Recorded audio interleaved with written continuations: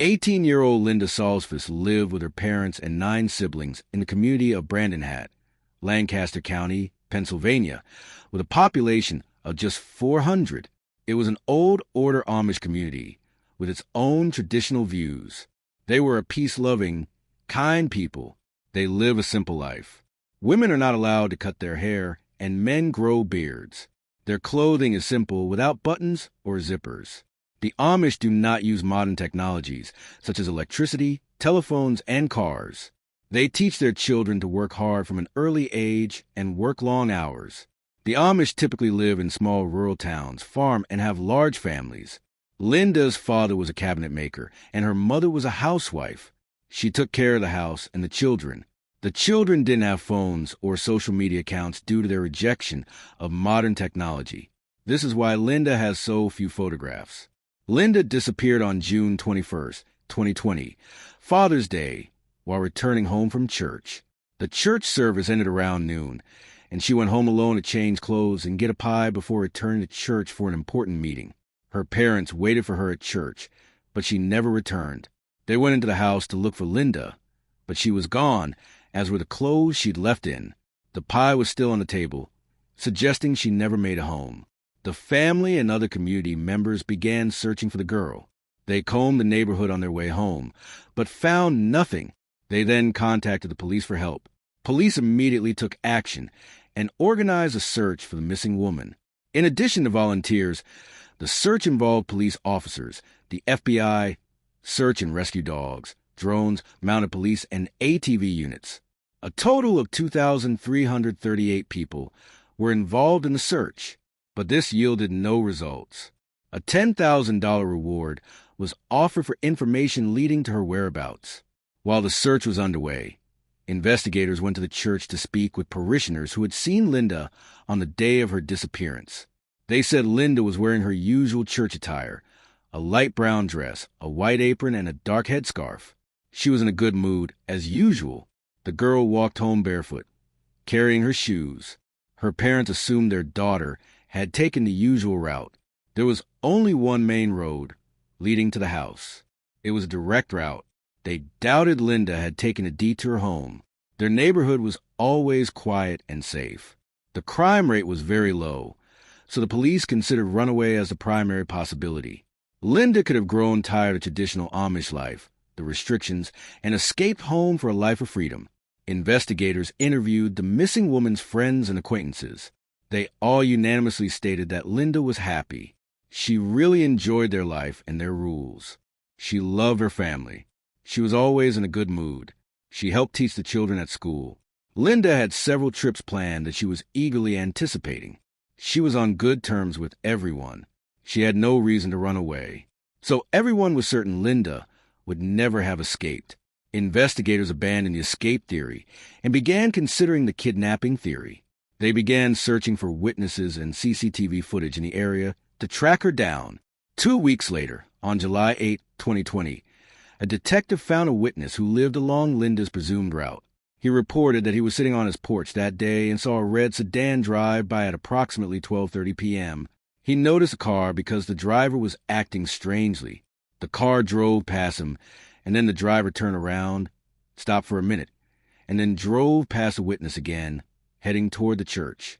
The man saw that there were 2 people in the car. The driver was a man with dark hair, but he didn't have time to see who was in the passenger seat. It turned out it wasn't just a random car. The day before Linda disappeared, a group of 20 Amish girls were walking along the road and saw this car drive very slowly past them 3 times. They remembered it.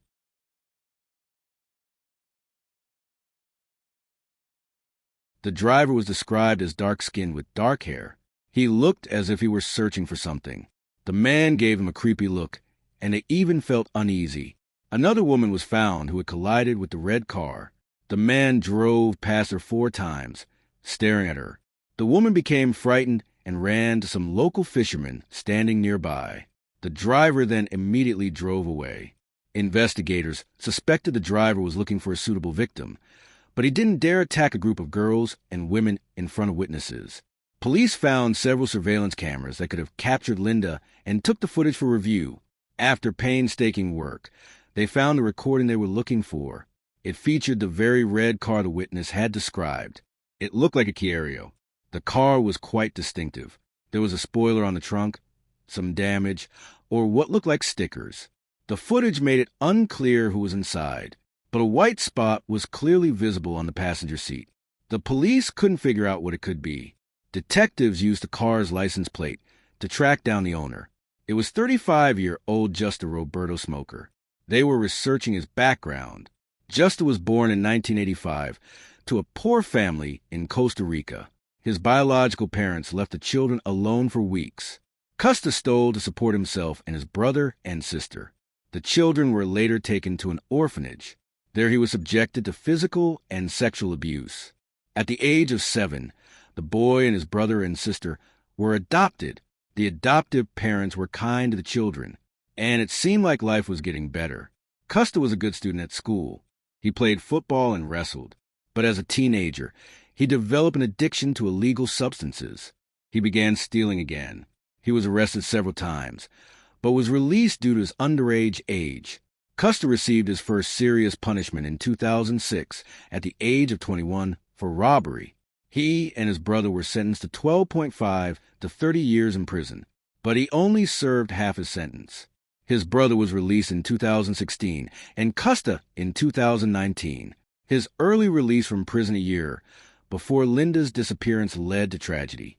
Justa worked at a factory 15 kilometers from Burdenhat. Police went to the factory to inspect his car, which was parked in the factory's parking lot. Justa's car was identical to the one in the video. It had the same spoiler damage and stickers. Detectives decided to follow him. They waited until Justa finished his work shift and then went to pick him up. Justa arrived at his home, which was 10 kilometers from work. Investigators decided to talk to him about Linda's disappearance. The man denied knowing or ever seeing Linda. He even claimed he hadn't been in the area that day. But the detectives knew that wasn't true. His car was captured on surveillance cameras.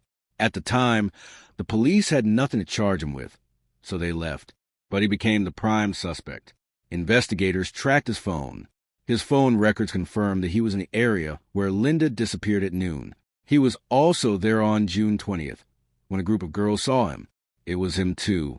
The police were looking through his bank card information, and it turned out he'd been buying a lot of alcoholic drinks in those days. He had apparently been drinking alcohol and driving around the area looking for victims.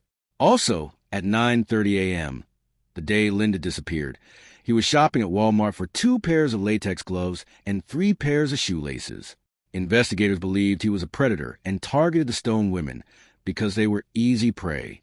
There are practically no cameras in this area, and there are few residents. The girls are more vulnerable and won't be able to fight back. Detectives began studying footage from other surveillance cameras to track the red Kiario's movements. After a long and painstaking investigation, they found the moment the girl was abducted. A red car was driving down the road, with a man walking in front of it. Presumably it was Linda.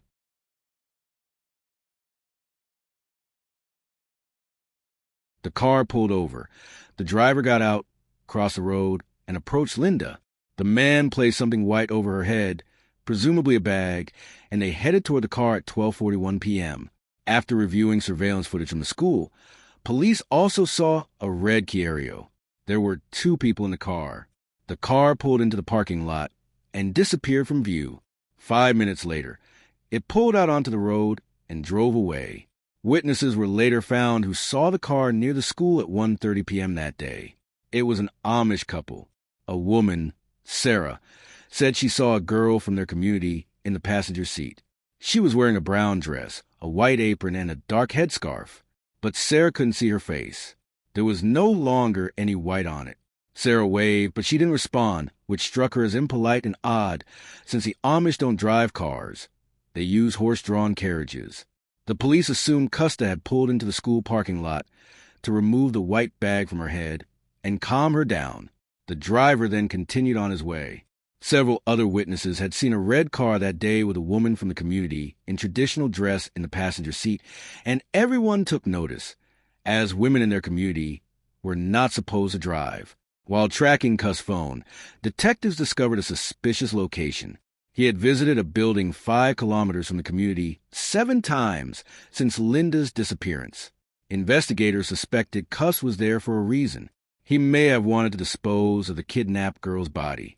Police arrived at the scene and spoke with the building's owner, who said he had seen the red car several times. He arrived the first time around 5 p.m. on June 21st, and the driver was acting strangely. He paced back and forth, peered into the windows, and then got back in the car and drove away. He described the driver as a young black man with dark curly hair, and he returned several more times. Police began searching the area and discovered items of women's clothing, stockings, and underwear buried in the ground. Linda's family later identified these items as belonging to the missing girl. The girl's body was never found. Meanwhile, DNA testing results were ready.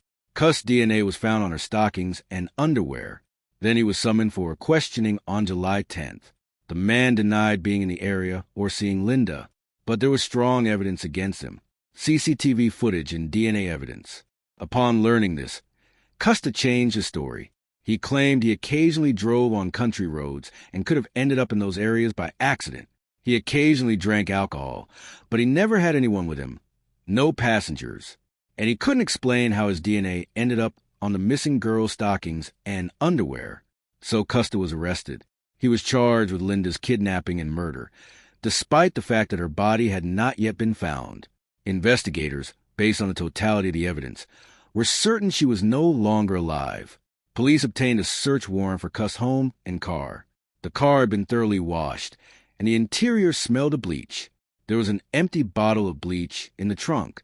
There were no floor mats. Nothing suspicious was found in the house. Most importantly, 2 pairs of latex gloves and shoelaces purchased at Walmart were never found. The clothes the man was wearing that day were also never found. Police discovered that Custer had visited a self-service car wash after Linda's disappearance. They went there, and security footage revealed that before the car wash, he pulled up the dumpsters and threw something away. He presumably threw out his clothes because he was changing. There were no passengers left in his car. The car wash workers reported that the driver washed the car very thoroughly, paying particular attention to cleaning the interior, which was unusual. The search for Linda's body continued in the area where her bangs and underwear were found. It wasn't until 10 months after her disappearance, following a tip from Cuss, that female and human remains were found in this area behind the railroad tracks. The body was wrapped in a tarp and held together with tape. The girl was fully clothed, her legs and arms were bound, a rope was wrapped around her neck, a belt and apron were wrapped around her face, and her mouth was taped shut. Investigators believe Custer initially buried her body with her bangs, but later returned and reburied the body in a different, more secure location behind the railroad tracks. The medical examiner determined that the girl had been strangled and had suffered a stab wound to the neck. Blood was found in the esophagus, indicating the girl was still alive when she was stabbed. The remains belonged to Lindy's Stoltzfoos. It was impossible to determine whether she had been raped, but the prosecution believed the crime was sexually motivated. This was confirmed by Cuss' DNA on the girl's underwear. His lawyer advised Cuss to take a plea deal to avoid the death penalty, and he agreed. Justa pleaded guilty to third-degree murder, kidnapping, rape, and tampering with evidence. The prosecutor and the victim's family agreed to a plea bargain because Justa helped locate Linda's remains, which otherwise would never have been found. This allowed the family to bury Linda. Custer confirmed he had reburied the body. During the court hearing, the killer apologized to both the victim's family and his adoptive family, who had supported him throughout the trial. Linda's family stated that they needed time, but they would forgive him, as the Bible taught them to forgive. The defendant was sentenced to 35.5 to 71 years in prison for murder, and Custer will also have to serve up to 17.5 years for violating parole conditions. He faces a maximum of 88 years in prison. In his case, this is equivalent to life imprisonment. Share your thoughts in the comments, and like the story if you found it interesting. And don't forget the bell. Thanks for watching.